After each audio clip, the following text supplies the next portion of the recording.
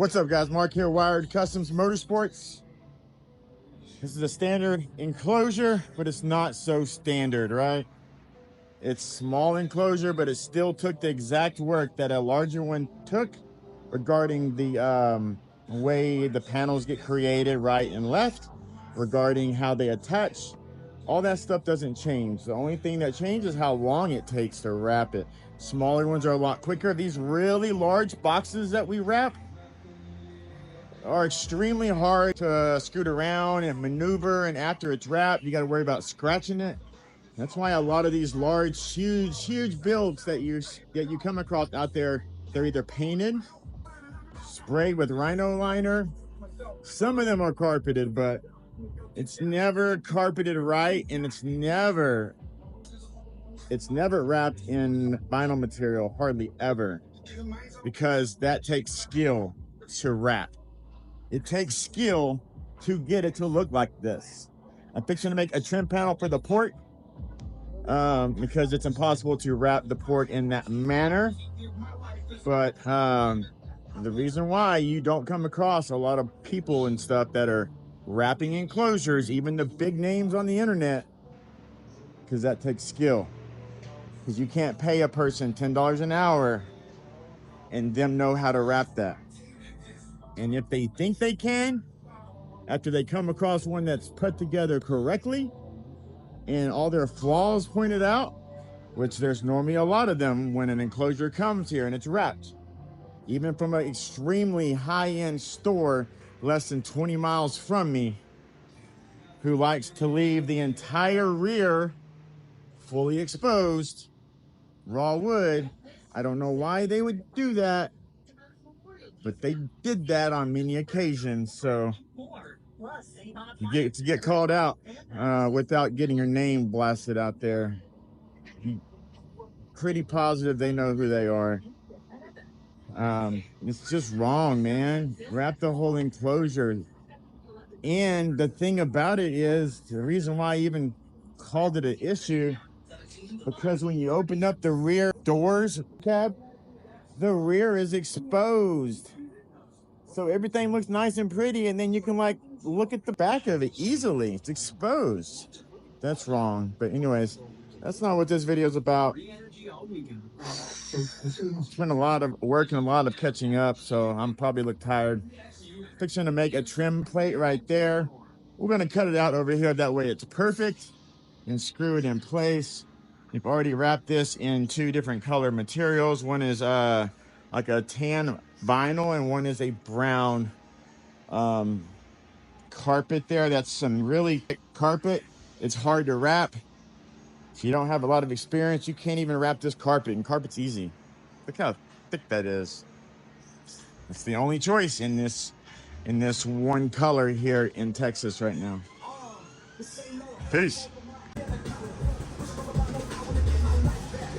All right, guys, this is the AD 4010. It's a very large motor speaker. I'm not very weak at all, and definitely I had to plan to pick it up. So we have created this enclosure. Yeah, I know, it's okay. If it wasn't okay, I wouldn't do it. Somebody's gonna say, oh, the speaker's gonna fall off. If it was gonna fall off, I wouldn't put it there. It's all I do 24 hours a day for the last 10 years, okay? So we have flushed in the speaker there. We're gonna stick it in place. Again, this is the AD 4010. We've done this speaker at least 10 to 12 times. It's a great option. Now, I should probably wire it up and everything before I stick it in, but we're gonna go ahead and stick it in. Whew. Gotta be careful.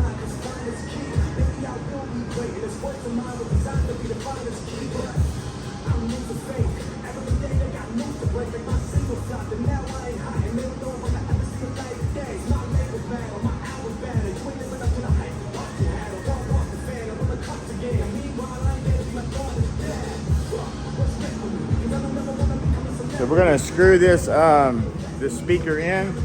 We don't use Don't use 1¼ inch screws here. So in here has small, cheap drywall screws.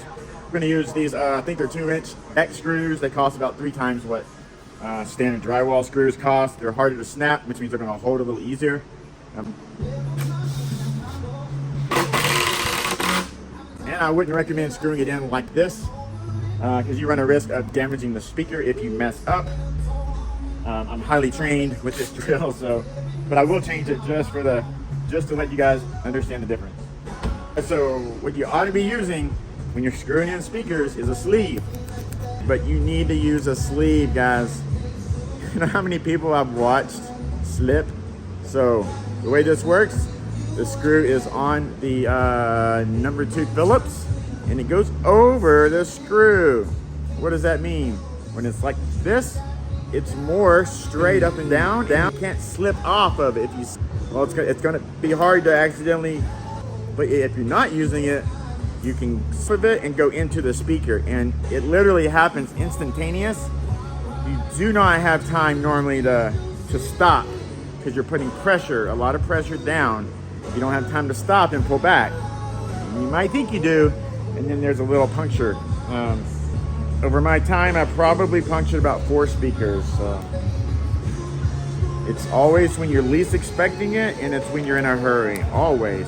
And when you're in a hurry, it's the customer that's watching you oftentimes. That's why we don't let people watch us. So it's impossible now. I can do this without even looking. It's impossible to accidentally screw a screw hole or a puncture wound into the speaker. Alright guys, so we are getting towards the end of this video. Hope you guys did enjoy it. This is us screwing in the speaker with those 2-inch screws that I spoke about in the video. Like I stated, we have around 8 hours total in this enclosure.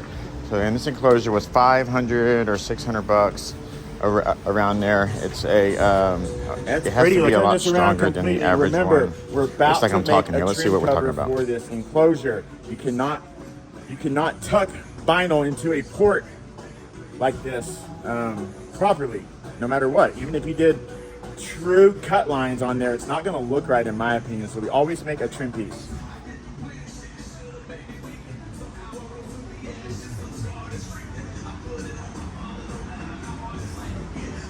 It actually came out really nice. I don't know how many times we have a small mistake or a small error that makes us change the enclosure or how the enclosure looks, and it always ends up looking even cooler. I've never done an enclosure with the front like this, like that, but there's a reason why I had to. And that's because I cut the port and routed the port out with just one layer on, and I routed it. I was supposed to wait to router it, put the next layer on, flush trim it, then router it. So because I routed it out, I could not change the way the port is because it was already rounded over. So I had to change it, and I had to adapt and overcome. That's why we added this piece after the fact and made it look cool. That way it didn't stand out at you. Well guys, this wraps up another video. I greatly appreciate y'all's support. I greatly appreciate you guys watching and taking the time to watch our content. Absolutely, like I keep stating, we absolutely could not do these videos. Yes, we could do the work but here at the store, but we couldn't do these videos and let you guys look at the content if we didn't have people looking at our stuff, calling on in regards to our stuff. This is why we do it, to help expose people to car audio and other things that we might offer here, as well as let you guys kind of understand how everything works and why stuff costs the reason that it costs. That's one main reason why years ago I started to do videos, because your friend might tell you that, oh man, they just putting some pieces of wood together and it's a box. It should be around $150 maximum, not $500. Well, we break apart those old boxes and throw them away when they come in here, and then all that's wasted money that they did. Thank you for watching.